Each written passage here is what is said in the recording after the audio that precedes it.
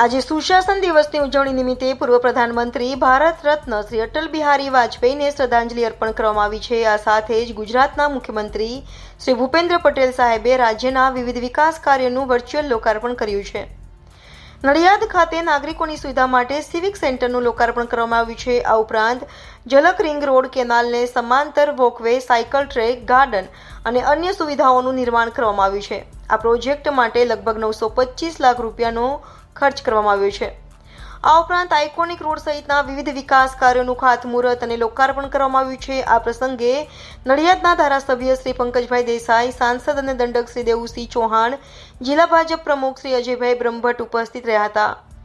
આ ઉપરાંત નડિયાદમાં વિવિધ વિકાસના કાર્યો માટે મંજૂર થયેલી ગ્રાન્ટમાંથી પિલવાઈ તળાવ ખાતે કેશ બેરિયર લગાડવા, CC road, paver block, compound wall બનાવવા અને ડ્રેનેજ પમ્પિંગ મશીનરી ખરીદવા જેવા કામો હાથ ધરવામાં આવશે। આ કામો માટે કુલ મળીને કરોડો રૂપિયાની ગ્રાન્ટ મંજૂર કરવામાં આવી છે।